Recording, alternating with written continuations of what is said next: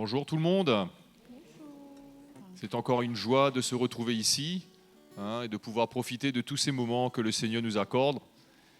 Et nous accueillons tous les frères et sœurs de Saint-Benoît, tous les frères et sœurs de la région de Sainte-Marie et tous ceux qui nous suivent aussi sur Internet.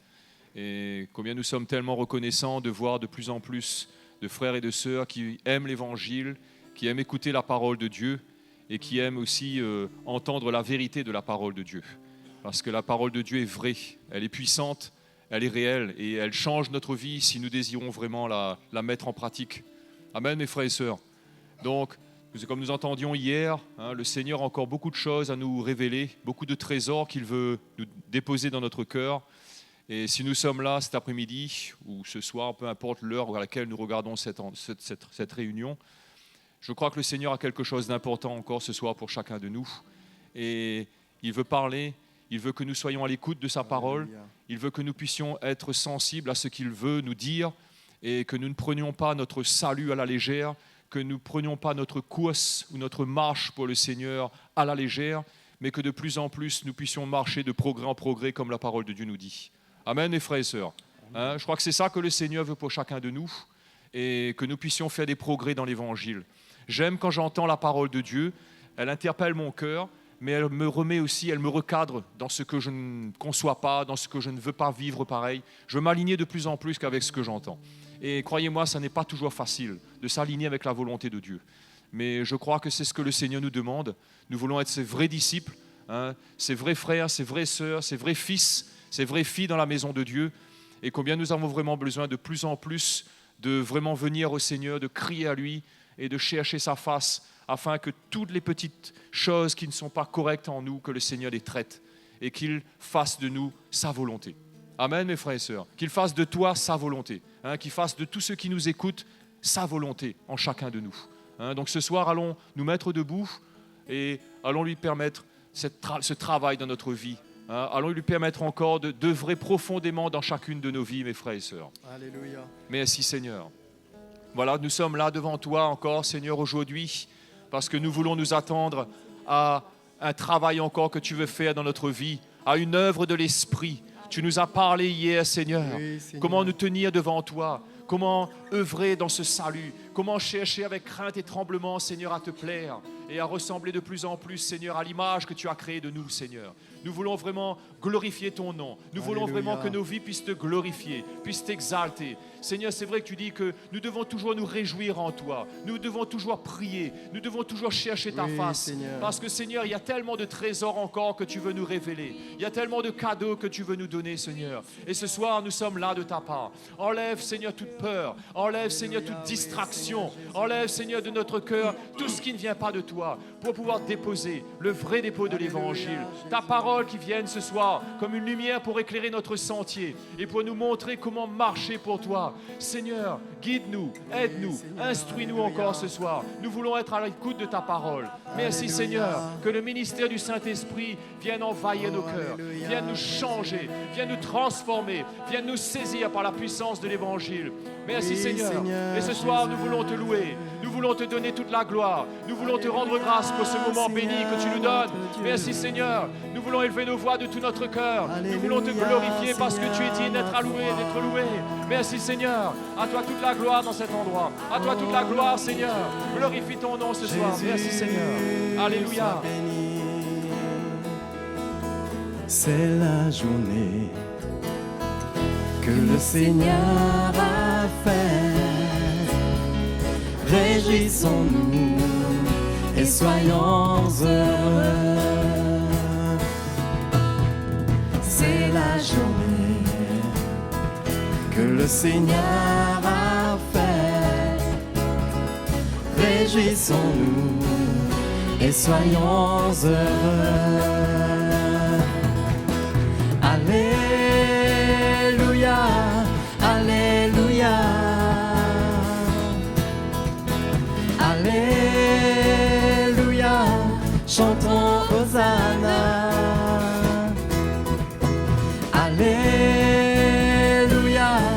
Alléluia, réjouissons-nous et soyons heureux. journée que le Seigneur a faite. Réjouissons-nous et soyons heureux. C'est la journée que le Seigneur a faite. Réjouissons-nous et soyons heureux. Alléluia, Alléluia, Alléluia, chantons Hosanna. Alléluia, Alléluia, réjouissons-nous et soyons heureux. Alléluia, Alléluia, Alléluia, Alléluia, chantons Hosanna. Alléluia, Alléluia, réjouissons-nous et soyons heureux. Réjouissons-nous, réjouissons-nous et soyons heureux. Alléluia, réjouissons-nous, réjouissons-nous et soyons heureux. Alléluia, Seigneur Jésus. Ma vie est en toi, Seigneur, ma force est en toi, Seigneur, oui, tout mon espoir est en toi, oui, en toi. Ma vie est en toi, Seigneur, ma force est en toi, Seigneur, oui, tout mon espoir est en toi. Ma vie est en toi, ma vie est en toi, Seigneur, ma force est en toi, Seigneur, oui, tout mon espoir est en toi. Ma vie est en toi, Seigneur, ma vie est en toi, Seigneur, ma force est en toi, Seigneur, oui, tout mon espoir est en toi, oui, en toi. Avec ma vie, je veux te louer. Avec ma force, je veux t'adorer. De toute ma vie, de toute mon âme, tout mon espoir est en toi. Ma vie est en toi, Seigneur, ma force est en toi, Seigneur, oui, tout mon espoir est en toi, oui, en toi. Ma vie est en toi, Seigneur, ma force est en toi, Seigneur, oui, tout mon espoir est en toi, oui, en toi. Avec ma vie, je veux te louer. Avec ma force, je veux t'adorer.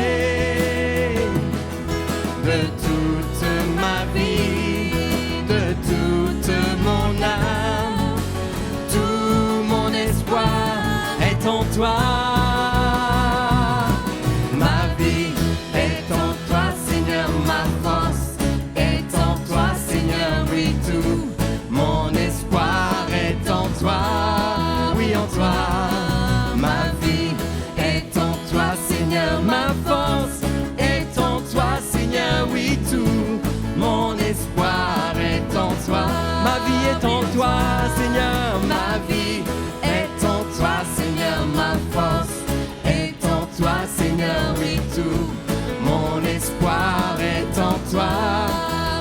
Ma vie est en toi, Seigneur, ma force est en toi, Seigneur, oui, tout mon espoir est en toi, oui, en toi, oui, en toi, oui, en toi, oui, en toi. Alléluia, Jésus, alléluia. Oh, nous te louons, Seigneur Dieu Tout-Puissant. Alléluia, alléluia, toi la gloire. Roi des rois et Seigneur, Lion de Juda, parole de Dieu. Roi des rois et Seigneur, Lion de Juda, parole de Dieu. Et le voici, voici le roi de gloire qui vient juger le monde avec justice. Et le voici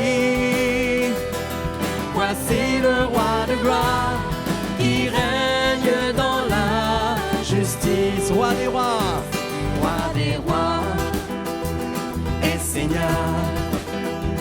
Lion de Juda, parole de Dieu. Roi des rois et Seigneur, Lion de Juda, parole de Dieu. Et le voici le roi de gloire qui vient juger le monde avec justice. Et le voici le roi de gloire qui règne dans la justice. Et le voici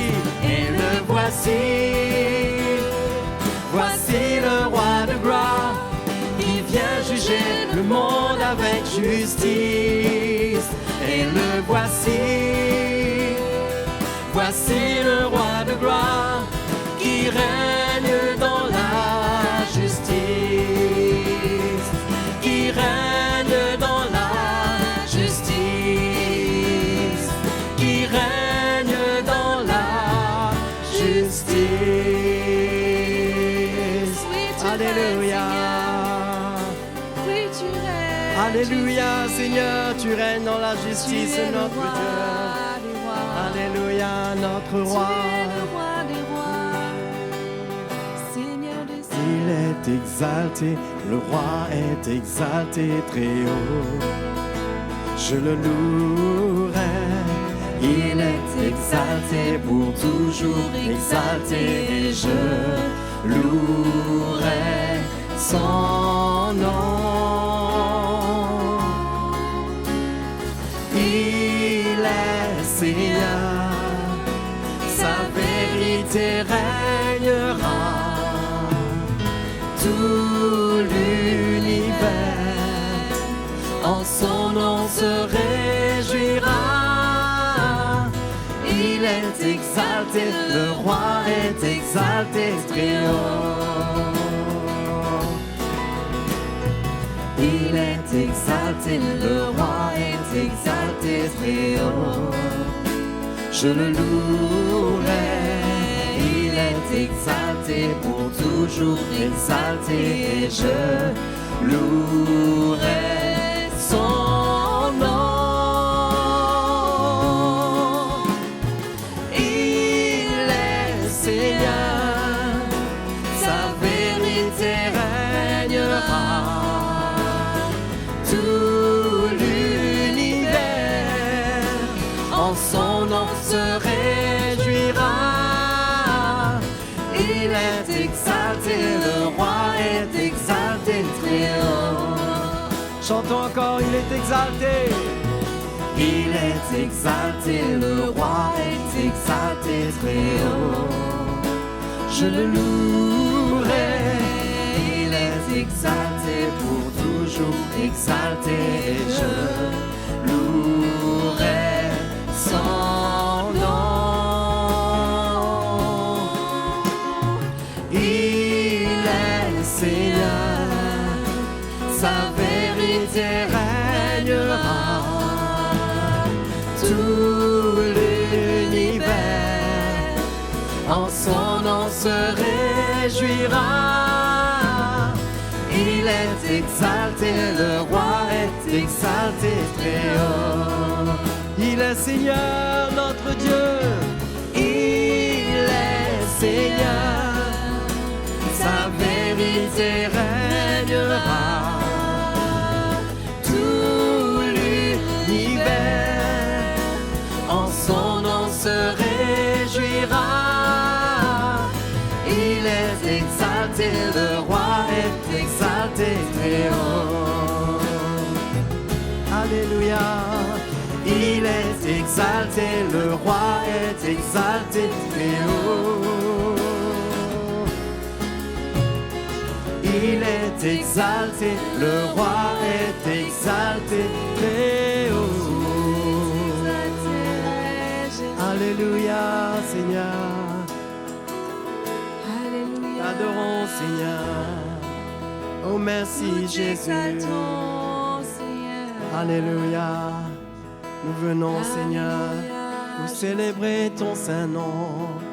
Alléluia, Seigneur Jésus, pour la lumière que tu emmènes dans nos cœurs, pour ce que tu nous fais vivre chaque jour, Seigneur.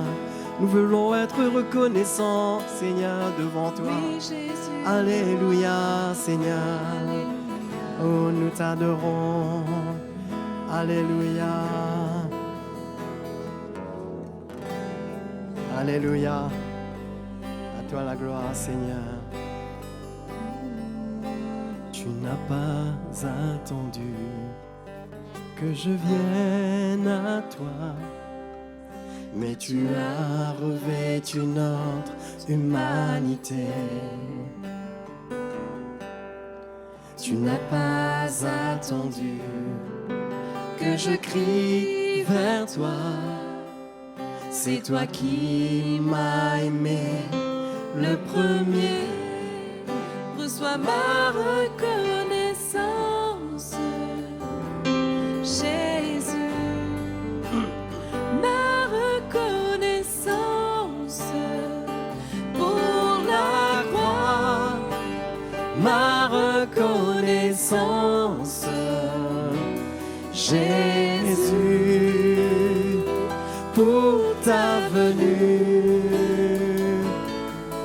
ton amour, ton salut.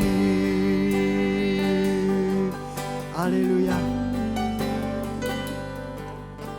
Tu n'as pas attendu que je vienne à toi, mais tu as revêtu notre humanité.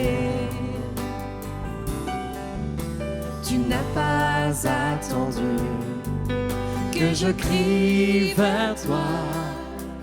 C'est toi qui m'as aimé le premier.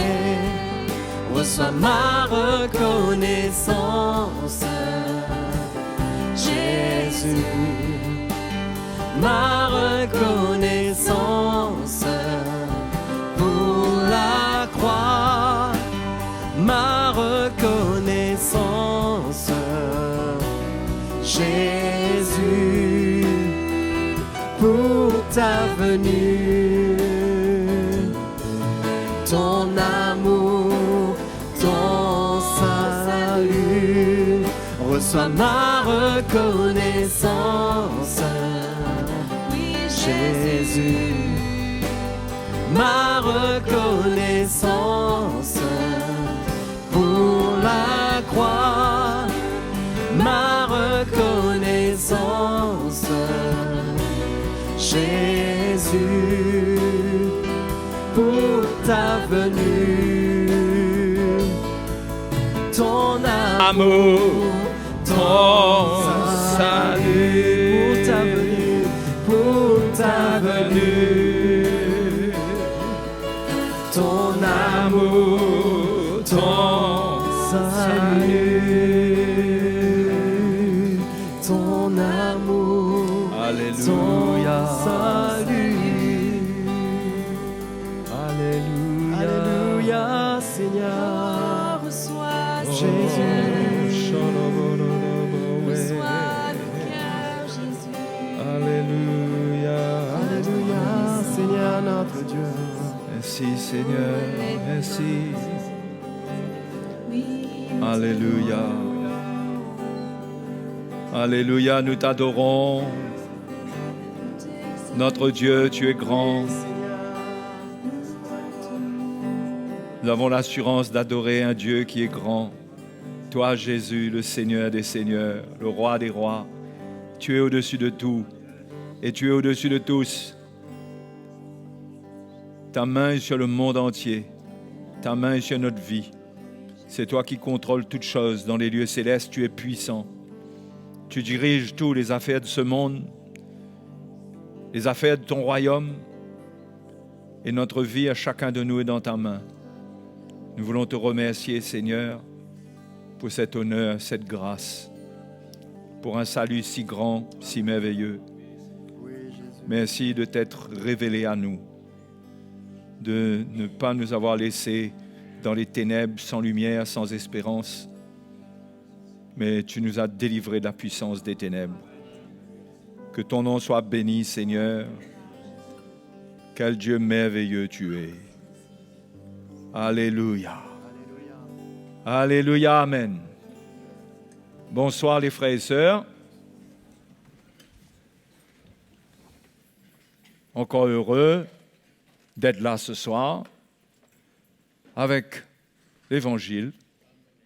Alors, dans la série Travaillons à notre salut avec crainte et tremblement, on va continuer ce soir dans la crainte et le tremblement, sans exagérer.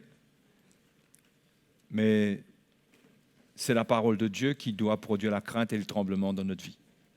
C'est la révélation. Ce n'est pas religieux, ce n'est pas la peur de Dieu, mais la révélation du Seigneur produit en nous une sainte et une saine crainte de Dieu, où nous ne prenons pas à la légère le mal, le péché, l'iniquité. Nous ne prenons pas cela à la légère. Nous aurions tort de prendre cela à la légère. C'est ça la crainte de Dieu, c'est qu'on ne prend pas à la légère le fait que Dieu est le mal. Est, H-A-I-T, déteste, en abomination. Il n'a rien à voir avec le mal. Et donc, nous devons, nous aussi, comme le Seigneur, haïr le mal, ne pas l'intégrer dans notre doctrine, ne pas lui donner une place quelque part couvert par la grâce. Nous ne devons pas lui donner un accès quelque part par la porte de la liberté. Nous devons le haïr parfaitement. Et c'est comme ça que Dieu nous sanctifiera, nous perfectionnera, nous délivrera de tout mal. Donc, toute doctrine qui entre dans les critères que je viens de donner, où la grâce est une licence pour le péché, où la liberté est une occasion de vivre selon la chair, toute doctrine qui encourage cela n'est pas la doctrine du Seigneur. La doctrine du Seigneur doit représenter le cœur du Seigneur, ce qu'il est. Elle est porteuse de la révélation du Seigneur. Alléluia. Et c'est pourquoi nous devons connaître le Seigneur. Le Seigneur. Et faire attention de nous laisser influencer par ce qui ne vient pas du Seigneur. Nous devons nous protéger, nous éloigner.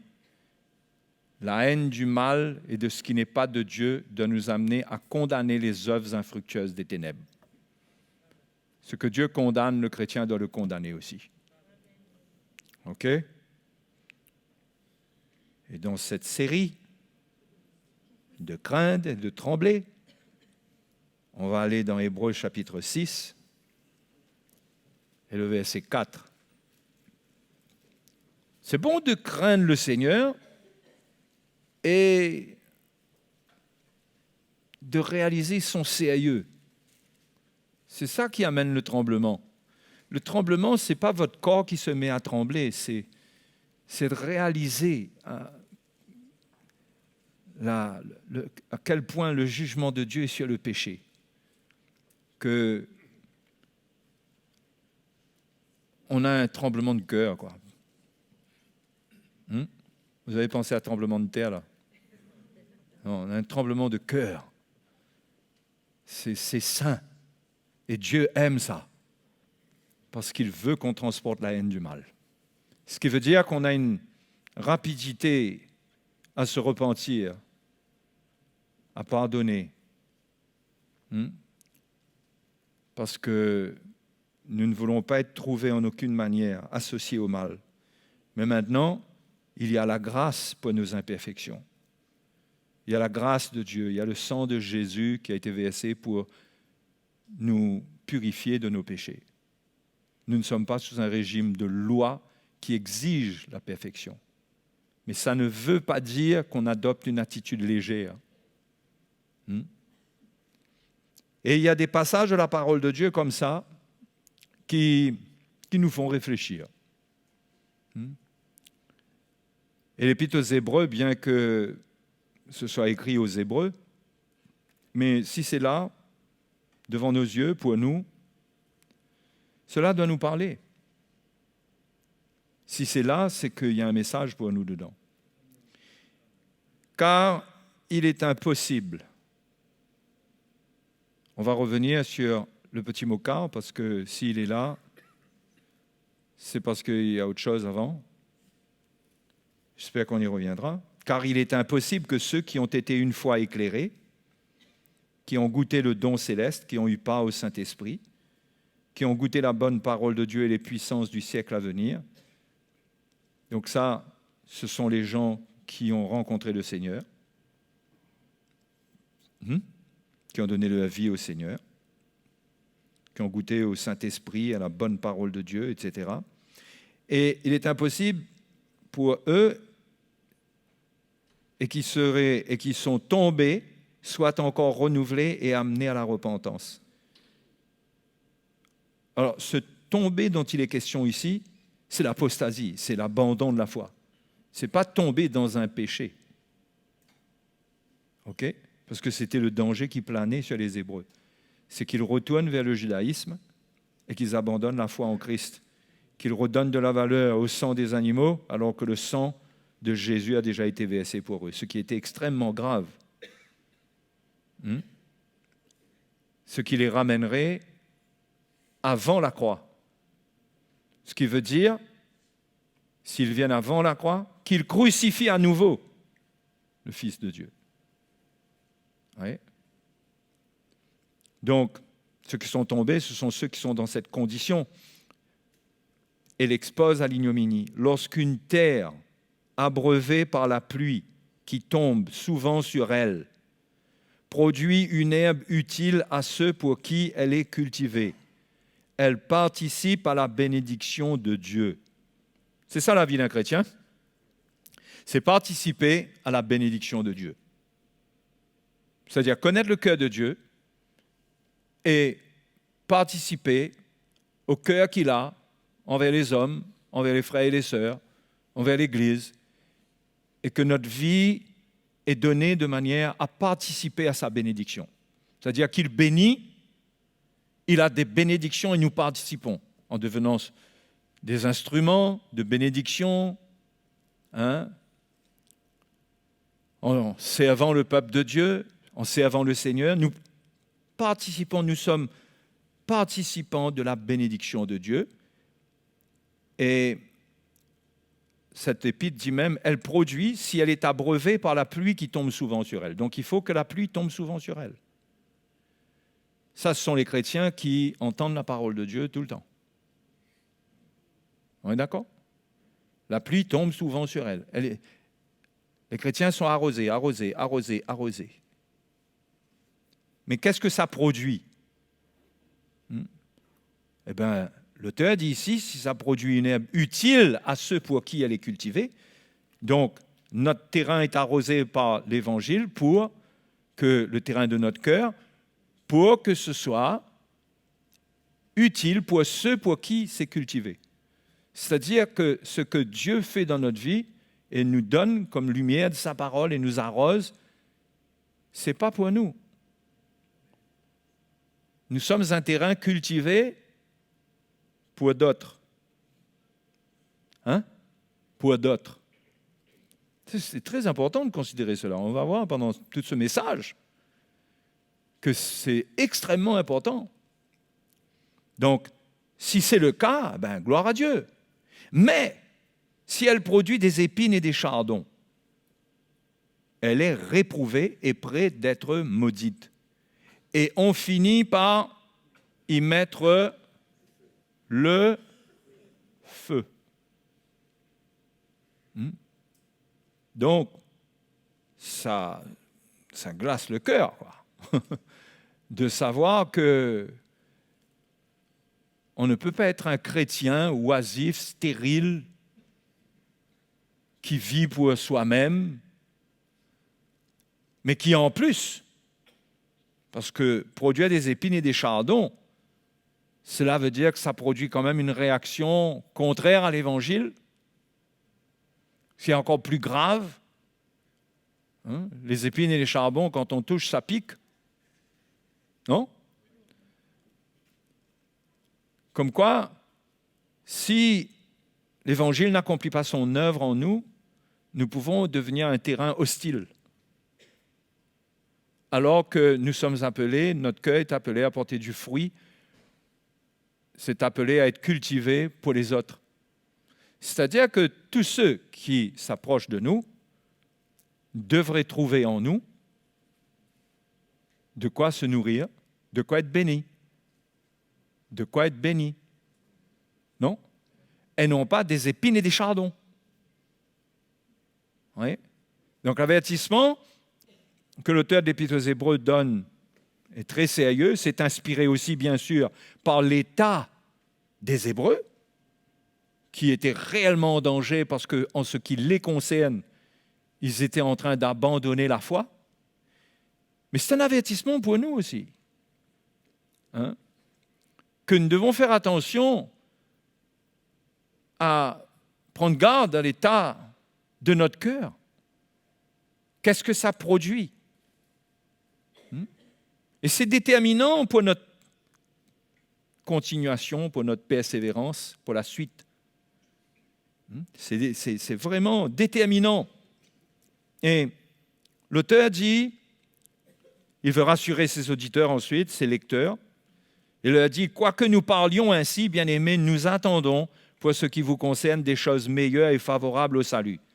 Donc là, il les a fait trembler, mais il veut rassurer ceux qui sont en bonne condition. Il leur dit, nous attendons pour ce qui vous concerne des choses meilleures et favorables au salut. Pourquoi? Car Dieu n'est pas injuste. Dieu n'est pas injuste pour oublier votre travail et l'amour que vous avez montré pour son nom, ayant rendu et rendant encore des services aux saints.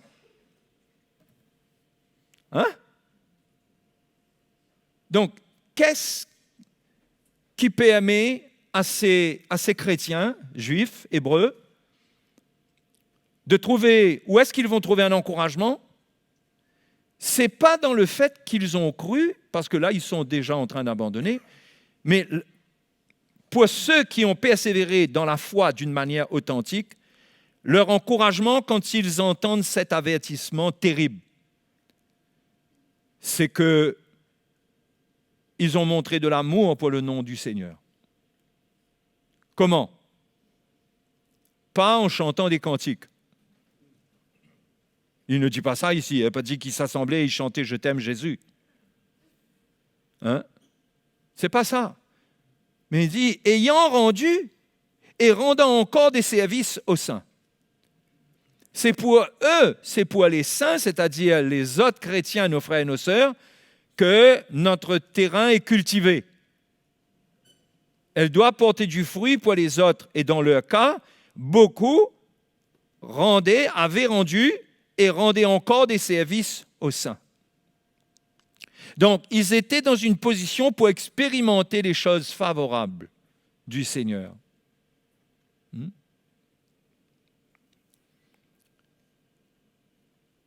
Verset 11, « Nous désirons que chacun de vous montre le même zèle pour conserver jusqu'à la fin une pleine espérance. » Donc le zèle, c'est servir à l'Église.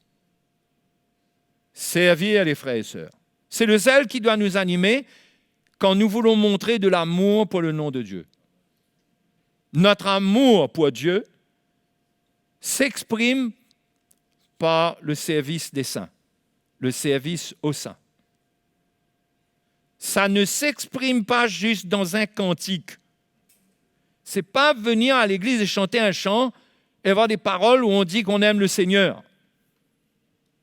Ça n'a pas grande valeur s'il n'y a pas derrière un cœur qui est cultivé, qui est arrosé et qui porte des fruits, qui rend des fruits pour le service des saints. Il faut cela. Il faut cela. Hein? Et c'est ça qui va créer une pleine espérance. C'est-à-dire que le chrétien, quand il a ce zèle, il n'y a pas de place en lui pour qu'il manque d'assurance pour l'avènement du Seigneur. Il n'y a pas de doute. Il n'a pas de crainte, il n'a pas de peur. Il est rassuré dans son cœur parce qu'il sait que sa vie est donnée. Il n'est pas parfait, mais il sait que sincèrement, il n'est pas un hypocrite. Il ne proclame pas un amour sans fruit. Il n'est pas comme quelqu'un qui dit à sa femme « je t'aime », mais il n'est jamais là. Il ne prend pas soin d'elle. Et quand il la trouve, tu sais que je t'aime. Hein? Mon cœur est avec toi. Non, ça c'est de l'hypocrisie. C'est pas vrai. Quelqu'un me dira « non, mais quand même c'est vrai ». Non, c'est pas vrai. Et c'est pareil dans notre amour pour Dieu. C'est pas vrai. Quelqu'un qui aime Dieu, il aime son prochain, il aime et son prochain des prochains, c'est son frère ou sa sœur dans le Seigneur.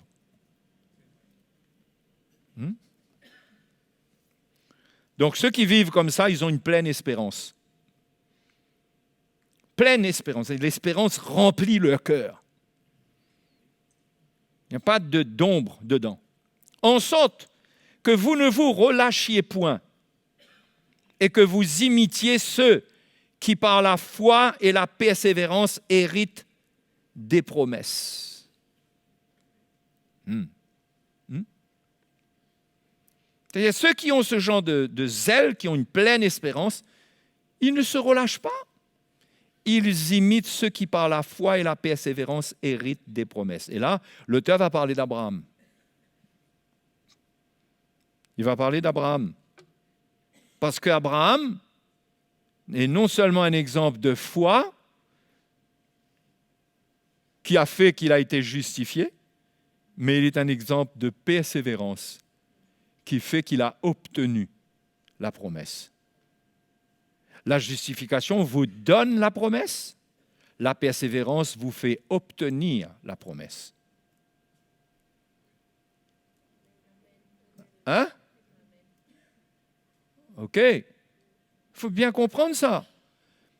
Il ne faut pas croire que la justification, à elle seule, vous fait avoir la promesse. La justification détient tout ce qu'il faut pour l'accomplissement de la promesse de la part de Dieu. Mais de notre côté, nous ne pouvons pas nous baser seulement là-dessus. Et c'est de cela que l'auteur de l'Épître aux Hébreux parle. Il parle de la foi et de la persévérance pour hériter les promesses. C'est-à-dire, il y a des promesses, mais il faut les hériter. Vous comprenez? Et donc là, il dit, lorsque Dieu fit la promesse à Abraham, ne pouvant jurer par un plus grand que lui, il jura par lui-même et dit, « Certainement, je te bénirai et je multiplierai ta postérité. » Et c'est ainsi qu'Abraham, ayant persévéré, obtint ce qui lui avait été promis. Ce qui sous-entend que si Abraham n'avait pas persévéré, il n'aurait pas obtenu la promesse. Et quand l'auteur cite cette expérience d'Abraham, il parle du moment où Abraham a accepté d'offrir Isaac sur le mont Morija. Dieu lui a dit, prends ton fils, amène-le sur la montagne, offre-le en sacrifice. Et Abraham n'a pas hésité. Il a pris son fils, il l'a emmené, il s'est bien arrangé pour qu'il ne fuit pas. Il lui a dit, Dieu va pourvoir, t'inquiète pas, mais il ne savait pas, lui, que c'était lui le sacrifice. Mais Abraham a pris son fils et l'a emmené sur la montagne. Et il était déterminé. Genèse 22. Mais en Genèse 22, c'est l'épreuve summum de la foi d'Abraham qui a persévéré depuis Genèse chapitre 15. Parce que c'est depuis Genèse chapitre 15, regardez avec moi, Genèse chapitre 15,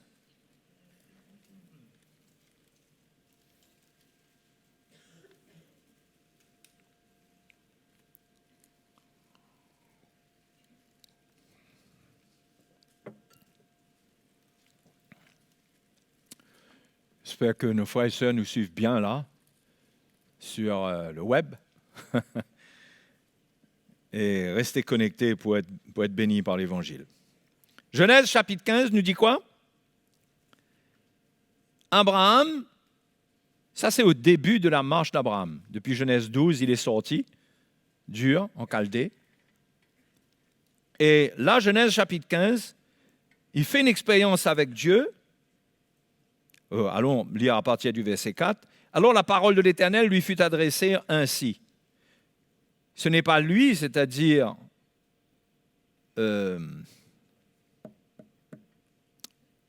Ismaël,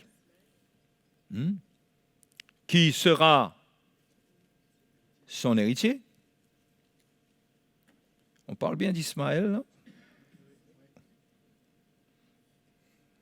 Parce qu'il y a un endroit où Abraham parle de son serviteur.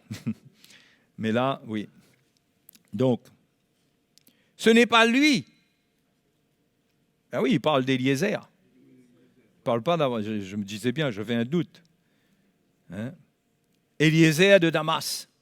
Abraham dit, mais c'est le seul héritier de ma maison, c'est mon serviteur. Et Abraham eut confiance en l'Éternel parce que c'est plus tard qu'il aura un fils de Hagar. Donc, Dieu lui dit, ce n'est pas lui qui sera ton héritier, mais celui qui sortira de tes entrailles qui sera ton héritier. Et après l'avoir conduit dehors, il dit, regarde vers le ciel et compte les étoiles si tu peux les compter. Et il lui dit, telle sera ta postérité. Abraham eut confiance en l'Éternel qui le lui imputa à justice. C'est-à-dire qu'Abraham, il n'a rien fait, il a regardé les étoiles, et il a dit, mais je crois. Et il a été justifié. Ça y est, Abraham est entré dans le plan de Dieu. Rien fait, hein? Il n'a pas fait une démonstration qu'il allait être l'homme du moment. Il n'a pas dit à Dieu, tu peux compter sur moi, ça va marcher. Il a cru. Il a cru en ce que Dieu a dit. Dieu lui a dit, ce n'est pas Éliézer, c'est celui qui sortira de tes entrailles. Il a cru, justifié. Genèse chapitre 15.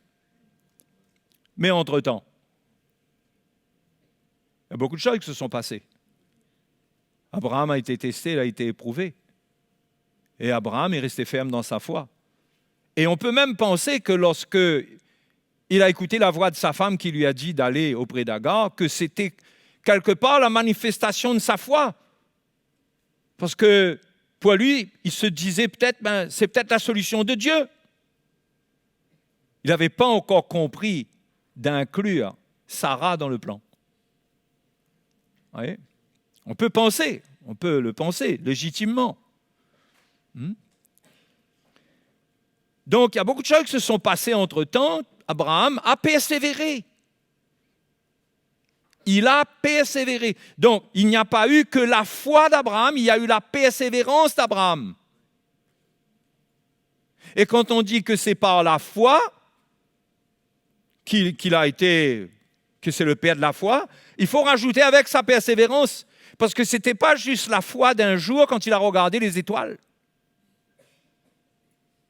C'était la foi d'une vie. Quand après avoir cru, toute sa vie a démontré qu'il était dans la foi en Dieu.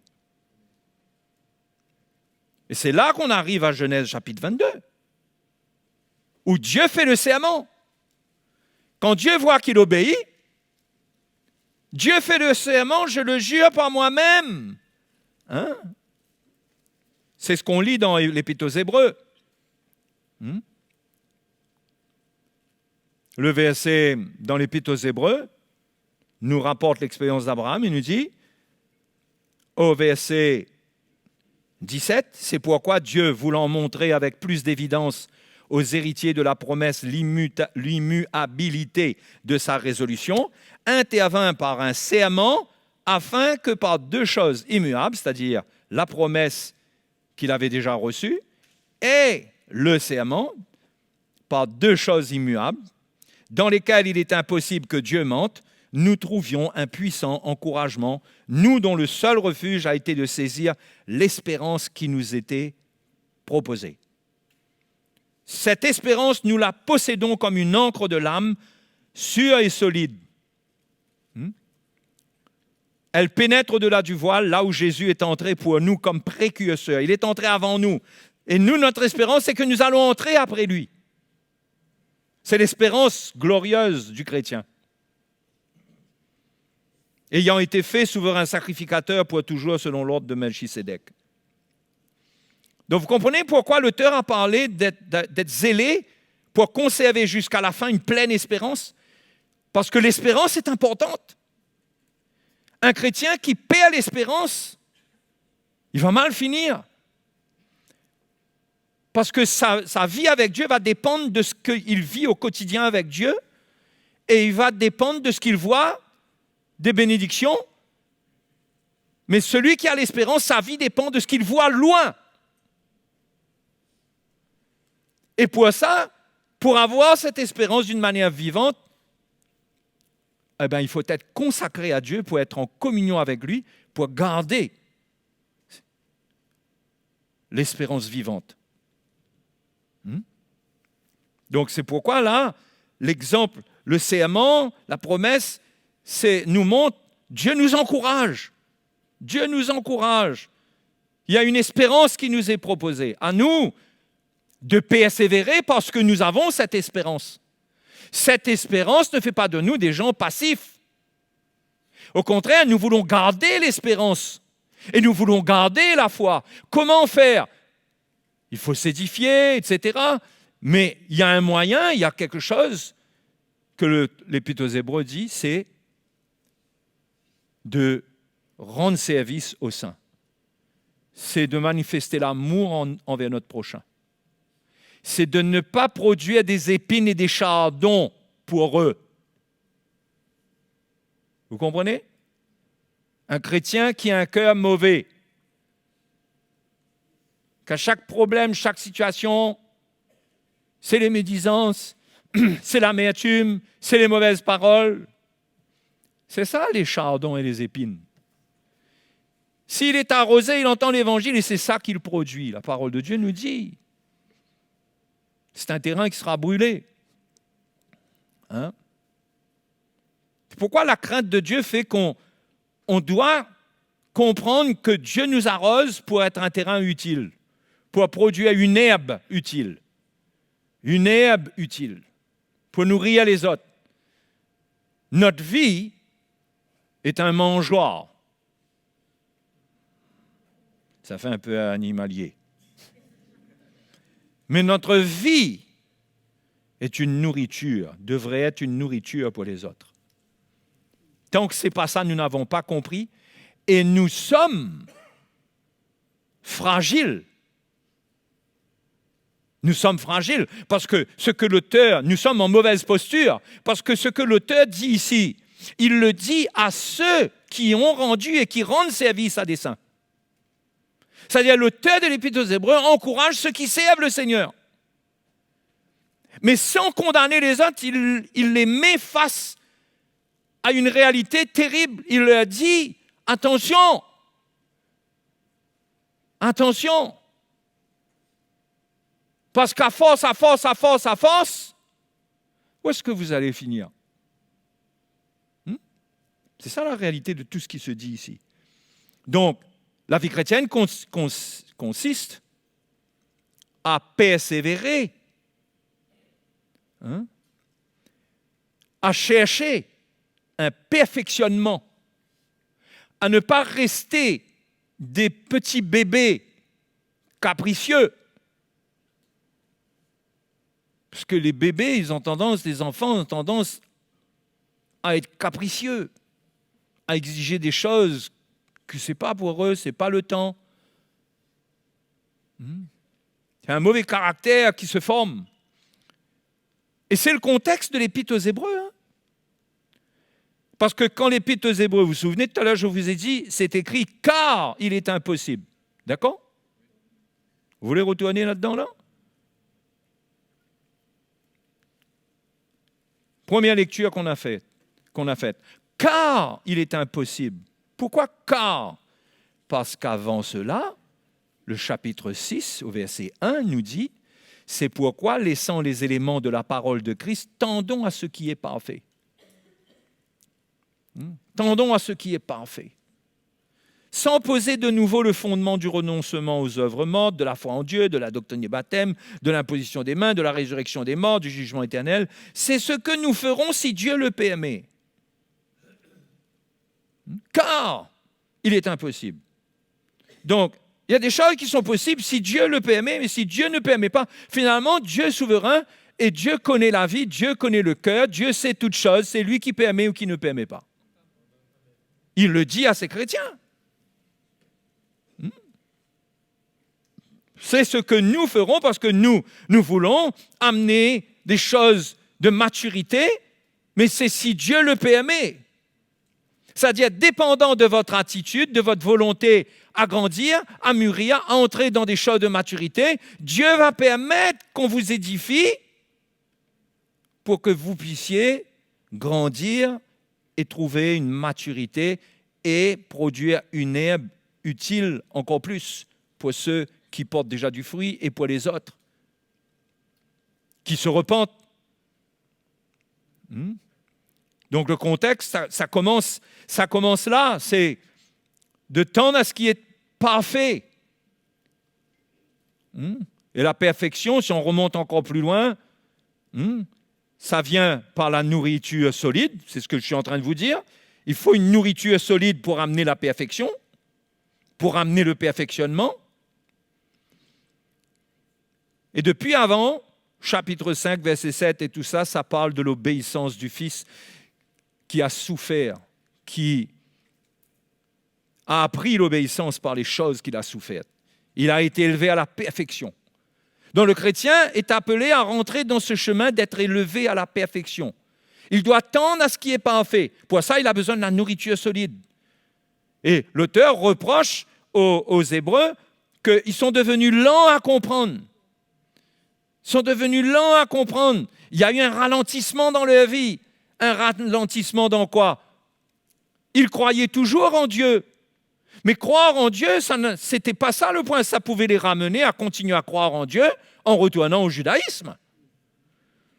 Le point n'est pas là, c'est qu'ils avaient abandonné le message de la croix.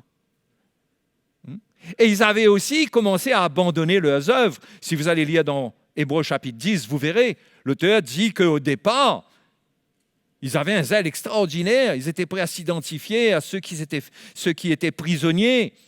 Ils étaient prêts à donner leur vie pour ces gens. Ils s'associaient à eux dans leur souffrance. Et l'auteur les encourage, attention, n'abandonnez pas votre assemblée. Mais il faudrait regarder ça. Pourquoi aller vite là-dessus? Allons regarder un coup. Hébreux chapitre 10. Verset 32. Souvenez-vous de ces premiers jours où, après avoir été éclairés, vous avez soutenu un grand combat au milieu des souffrances. Donc ça, c'était leur expérience au départ. D'une part, exposé comme en spectacle aux opprobres et aux afflictions, et de l'autre, vous associant à ceux dont la position était la même. En effet, vous avez eu de la compassion pour les prisonniers, et vous avez accepté avec joie l'enlèvement de vos biens, sachant que vous avez des biens meilleurs et qui durent toujours. La solution est toujours dans l'espérance. On est prêt à perdre tout parce qu'on a un héritage glorieux qui nous attend. Mais ce que l'auteur raconte ici, là, c'est l'herbe utile pour ceux pour qui elle est cultivée, cette herbe. La compassion, s'associer aux afflictions, aux opprobres. Ils avaient la parole de Dieu. le message de la croix de telle manière qu'ils acceptaient les souffrances. Ils prenaient leur croix. Hein? C'est de ça qu'on parle. On parle du néab utile. C'est-à-dire dans ces moments où ces frères et sœurs, certains frères et sœurs passaient par des moments difficiles, il y en avait qui avaient cet herbe utile, ils étaient édifiés par l'Évangile et ils donnaient leur vie, ils venaient même publiquement soutenir ces frères et sœurs-là. Ils ne se cachaient pas. Donc l'auteur de l'Épître aux Hébreux lui a dit « N'abandonnez donc pas votre assurance à laquelle est attachée une grande rémunération. » C'est-à-dire, n'abandonnez pas cette assurance-là que vous avez là. Votre manière de servir, il ne faut pas abandonner ça. Quand vous avez besoin de quoi? On retrouve. Vous avez besoin de persévérance, afin qu'après avoir accompli la volonté de Dieu, vous obteniez ce qui vous est promis. Encore une fois, on obtient ce qui est promis. Ah, bien sûr, vous allez me dire que c'est logique. Le problème, c'est que on peut voir ce qui est promis comme quelque chose qui va absolument s'accomplir. C'est ça le problème. Mais ce qui est promis est précédé de persévérance. S'il n'y a pas de persévérance, il n'y a pas d'accomplissement de la promesse. Mais c'est aussi simple que ça, on n'a pas besoin de compliquer les choses. Et là, l'auteur lui a dit, persévérer, c'est-à-dire rester avec ses œuvres. Pratiquez ses œuvres, rendez service aux saints, servez le Seigneur, portez du fruit. N'ayez pas un cœur rempli d'épines et de chardon. Les épines, ça nous rappelle aussi les soucis de la vie dans lesquels les chrétiens peuvent être. Où ils n'arrivent pas à servir Dieu, ils n'ont pas de temps pour leur prochain. Ça nous parle de cela aussi. Et là, le verset 37 nous parle encore une fois de l'espérance, nous dit encore un peu de temps, celui qui doit venir viendra et il ne tardera pas. Ça parle de Jésus qui vient, son avènement. Et mon juste vivra par la foi. Donc, c'est quoi vivre par la foi? Vivre par la foi, c'est pas avoir cru en Jésus un jour. Ce n'est pas non plus aujourd'hui croire en lui. Tu crois dans le Seigneur? Oui. C'est plus que ça. C'est une vie, mon juste. Qu'est-ce que ça dit, mon juste? C'est-à-dire qu'il a déjà été. Mais mon juste vivra par la foi. La foi devient un style de vie. Comment? Par la persévérance.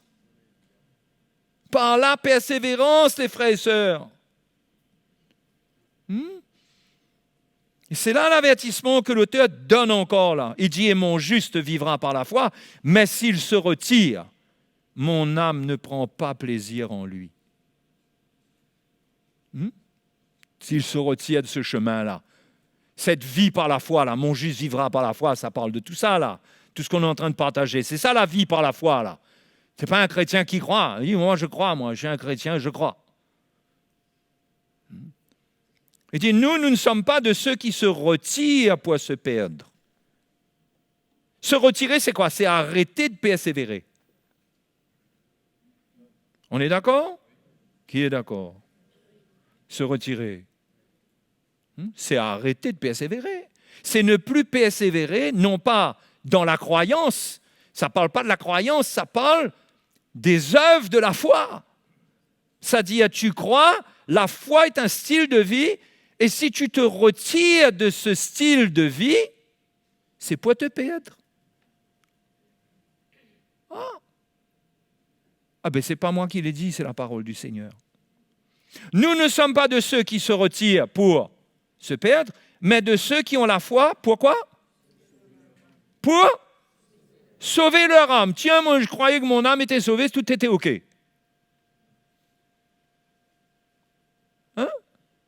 Oui, je suis, comme j'ai dit hier soir, je suis un enfant de Dieu. L'Esprit témoigne à mon cœur que je suis un enfant de Dieu. Mais j'ai du chemin à faire pour garder ça. Parce que je suis dans un monde environné du mal, de tentation, et je peux retomber. Je peux retomber, la preuve, c'est ce qu'on a lu tout à l'heure. Il est impossible que, etc., ceux qui sont tombés. Donc, il me faut une persévérance avec ma foi. Je ne veux pas juste voir que je suis un chrétien, je crois et tout va aller bien pour moi. Non. En étant comme ça, je suis un enfant, je suis fragile. Je vais manquer de maturité. C'est la persévérance qui construit la maturité en moi. Quand j'ai des épreuves, j'ai des moments difficiles, ça peut être dans ma maison, ça peut être dans l'église, ça peut être dans ma relation avec les frères et sœurs, ça peut être dans la vie, ça peut être des moments difficiles, matériellement, financièrement, toutes les épreuves qui sont là. Quand je persévère, ça me construit, ça construit la maturité en moi. Mais je ne me retire pas. Si je me retire quand les choses viennent, c'est pour me perdre, la Bible dit. Donc c'est sérieux, non? Et c'est pourquoi, allons regarder ce que Jacques dit. Parce que ce que Jacques dit n'est pas compris. Et j'ai vraiment le sentiment qu'on a besoin de comprendre ce que Jacques veut dire. Parce que ce qu'il dit, si on ne le comprend pas, ça vient annuler la doctrine du salut par la justification par la foi. Et ce n'est pas le cas. Ce que Jacques dit vient rejoindre ce que je suis en train de vous dire là. C'est que nous sommes justifiés par la foi. Mais nous devons persévérer. C'est ça qu'il développe. Et lui, il va loin, il dit que si on ne persévère pas, si on n'a pas les œuvres, notre foi est morte. Jacques chapitre 2, verset 14. Regardez.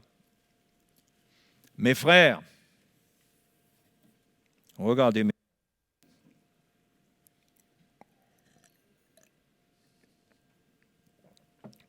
Mes frères, que sert-il à quelqu'un de dire qu'il a la foi s'il n'a pas les œuvres? Cette foi peut-elle le sauver? Vous voyez cette phrase-là? On pourrait dire qu'il est en train de contredire l'apôtre Paul. Mais au fait, il a écrit avant Paul, lui, cette lettre-là. Cette lettre-là a été écrite avant que Paul écrive sa doctrine. C'est une des premières lettres du Nouveau Testament. S'il n'a pas les œuvres, cette foi peut-elle le sauver? Est-ce qu'il parle de la justification d'origine pour un homme qui est pécheur et qui doit recevoir le pardon de ses péchés? Il n'est pas en train de parler de ça. Il dit « mes frères ». Que sert-il à quelqu'un de dire qu'il a la foi s'il n'a pas les œuvres?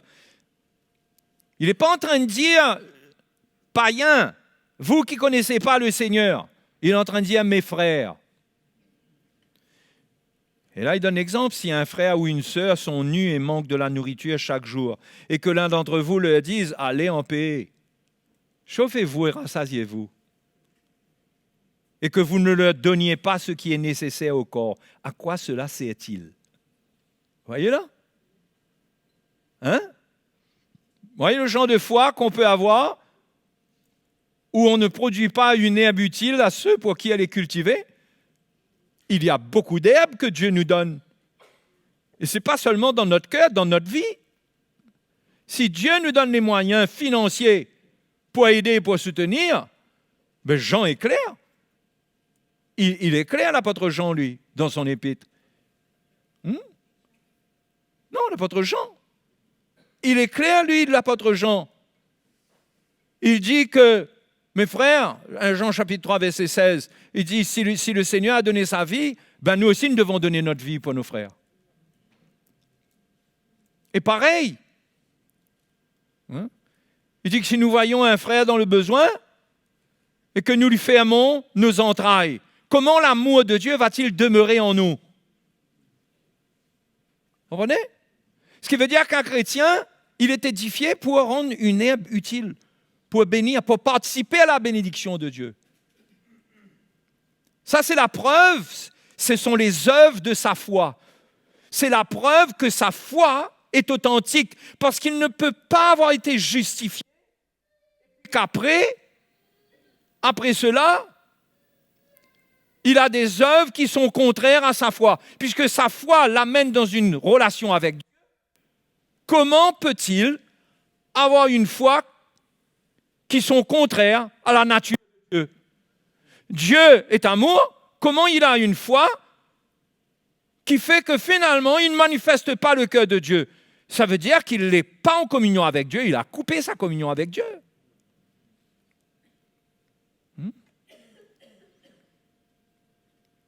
Le verset 17 dit, il en est ainsi de la foi. Si elle n'a pas les œuvres, elle est morte en elle-même. C'est de cela que l'Épître aux Hébreux parle et que c'est de cela qu'il s'agit. Tu peux avoir manifesté la foi pour ta justification, tu es sauvé, tu as cru, mais tu n'as pas d'œuvre. Eh bien, sans les œuvres, ta foi, elle est morte. Parce que la foi, la vraie foi, produit des œuvres. Si tu n'as pas ça, ça veut dire que ta foi est morte. Et ça, il faut faire attention. Parce que c'est ça qui crée l'apostasie, c'est quand la foi meurt. Quand la foi meurt, quand on arrête de porter du fruit, on n'a plus d'œuvre, on est devenu religieux, on ne réalise pas, mais on meurt spirituellement. On est mort. Parce que là où il y a la vie, il y a des fruits. Là où il y a la vie, il y a des fruits. S'il n'y a pas de fruits, c'est qu'il n'y a pas de vie. C'est ça que Jacques veut dire, lui. Il dit, mais quelqu'un dira, toi, tu as la foi et moi, j'ai les œuvres. Montre-moi ta foi sans les œuvres et moi, je te montrerai la foi par mes œuvres. Comprenez? Un montre sa foi sans les œuvres, il parle toujours au frère, là, hein? Et lui, il montre sa foi par ses œuvres. Il dit, tu crois qu'il y a un seul Dieu, tu fais bien, les démons le croient aussi et ils tremblent. Il veut dire par là que croire ne veut rien dire. Parce que les démons aussi croient. Mais la vraie foi est accompagnée des œuvres. Ce n'est pas les œuvres pour ramener la justification du départ. C'est les œuvres qui confirment qu'on a été justifié, qu'on appartient à Dieu. Et qu'on persévère dans la foi. Verset 20. Veux-tu savoir, ô homme vain, que la foi sans les œuvres est inutile? C'est le même mot grec qui dirait que ta foi sans les œuvres est morte, nékros. Et là, il reprend l'exemple d'Abraham. Abraham, notre père, ne fut-il pas justifié par les œuvres? Il faut bien que ça ait un sens, ça, non? Parce que la Bible dit qu'Abraham, Paul dit qu'Abraham a été justifié par la foi sans les œuvres. Sans les œuvres de la loi. Sans les œuvres de la loi. Donc on a l'impression que là, c'est un peu la confusion. Il n'y a pas de confusion, il faut comprendre ce qui se passe là. Abraham, notre père, ne fut-il pas justifié par les œuvres lorsqu'il offrit son fils Isaac sur l'autel? Donc il ne parle pas du même moment et de la même expérience. Là, il parle d'une justification lorsqu'il offrit son fils sur l'autel. Ce n'est pas la justification qui fait qu'on est sauvé. C'est la confirmation qu'Abraham avait une foi authentique. Il a confirmé qu'il était un homme pour Dieu. Et dans une épreuve des plus grandes, offrir son fils. Ah, là, il a confirmé. Et là, Jacques dit, tu vois que la foi agissait avec ses œuvres et que par les œuvres, la foi fut rendue parfaite.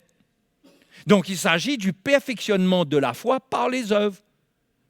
C'est-à-dire, si tu as cru, ta foi doit être perfectionnée par tes œuvres.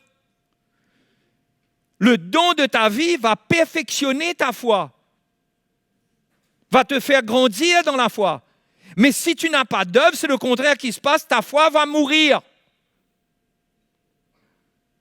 Ta foi va mourir.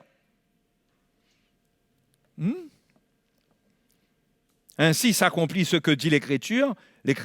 Abraham crut à Dieu et cela lui fut imputé à justice, se référant à Genèse chapitre 15. Mais par ce qu'il a vécu en Genèse 22, le sacrifice d'Isaac, qu'il ne s'est pas fait, puisque Dieu l'a arrêté, eh bien, il fut appelé ami de Dieu. Il a eu le serment de la part de Dieu. Vous voyez que l'homme est justifié par les œuvres et non par la foi seulement. Ce qui veut dire que vous pouvez être justifié, pardonné de vos péchés, mais ce qui va justifier votre foi, c'est votre persévérance au final. Parce que si vous abandonnez la foi, où est votre justification par la foi du départ? Elle est morte, elle est nulle. C'est pourquoi la justification se reçoit au départ, mais se vit et se confirme par des œuvres de cette justification reçue au départ. Vous comprenez? C'est compliqué? Il faut comprendre. Parce que des gens peuvent vous attraper là-dessus si vous ne comprenez pas de quoi il s'agit là. Ils ne parlent pas du salut de quelqu'un au départ. Ça, c'est la justification qui sauve quelqu'un, qui sauve un pécheur. C'est un pécheur. Il a besoin d'être justifié de sa nature du péché. Le juif, comme le grec, comme le païen, ils ont besoin d'être justifiés sans les œuvres. C'est-à-dire, un pécheur ne peut pas, dans le péché, faire des œuvres pour mériter le salut. D'accord? Ça, c'est une chose. Un pécheur ne peut pas mériter quoi que ce soit. Il faut que ça soit par grâce. Donc, qu'est-ce qui se passe? Il croit comme Abraham en Genèse 15. Dieu lui dit, voilà la bonne nouvelle. Et il dit, Seigneur, je crois. Et là, il est justifié pour entrer dans le royaume de Dieu. Maintenant, quand il est dans le royaume de Dieu, il est toujours justifié, bien sûr. On ne touche pas à ça. Mais il faut qu'il persévère, que sa foi soit perfectionnée pour qu'il ne retourne pas en dehors. D'accord? Moi, je crois que c'est de cela qu'il s'agit dans la parole du Seigneur. Vous voyez que l'homme est justifié par les œuvres et non par la foi seulement. C'est ce qu'il veut dire. Vous voyez, il vient confronter ceux qui ont confessé Jésus comme sauveur. Ils ont confessé Jésus comme Seigneur, mais ils n'ont pas d'œuvre. Ils n'ont pas d'œuvre de repentance. Ils n'ont pas de fruit, le fruit de l'esprit. Ils vivent pour eux. Ils sont égoïstes. Ils ne pensent qu'à eux. Tout est consumé sur eux.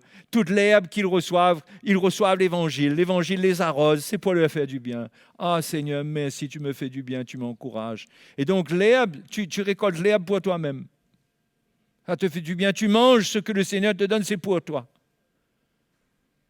Mais la parole de Dieu désapprouve cela. On cultive, ce n'est pas que pour nous. Le royaume de Dieu, quand il y a de la culture, c'est pour tout le monde. Et celui qui vit comme ça, il est approuvé de Dieu. Vous voyez que l'homme est justifié par les œuvres et non par la foi seulement. Rahab, la prostituée, ne fut-elle pas également justifiée par les œuvres lorsqu'elle reçut les messagers et qu'elle les fit partir par un autre chemin? Allons regarder un coup Rahab dans Josué chapitre 2. Regardez ce qui se passe avec Rahab.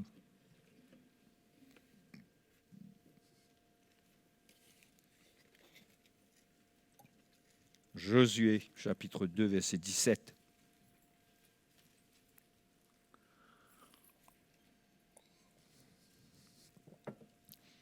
Josué chapitre 2, verset 17. Qu'est-ce qui se passe? Rahab est une prostituée qui habite à Jéricho.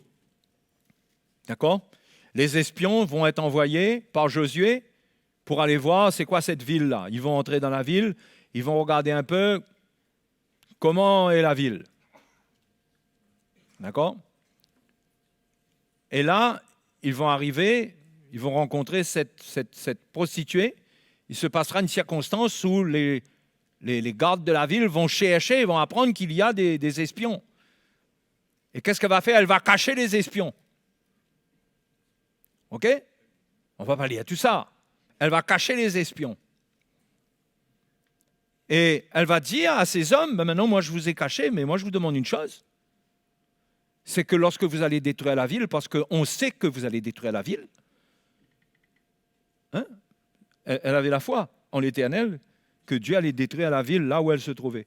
Elle a dit, pensez à moi, à ma famille, à mes frères, mes sœurs, mon père, etc. etc. Jurez-moi que vous allez nous épargner. Et voilà ce que ces hommes vont lui dire. Verset 17. Voici de quelle manière nous serons quittes du serment que tu nous as fait faire. Donc il y a eu un serment. Mais le serment était conditionnel. Et on va regarder. À notre entrée dans le pays, attache ce cordon de fil cramoisi à la fenêtre par laquelle tu nous fais descendre et recueille auprès de toi dans la maison de ton père, ta mère et tes frères et toute la famille de ton père. Verset 19 nous donne la condition. Si quelqu'un d'eux sort de la porte de ta maison pour aller dehors, son sang retombera sur sa tête et nous en serons innocents. Mais si on met la main sur l'un quelconque de ceux qui seront avec toi dans la maison, son sang retombera sur notre tête.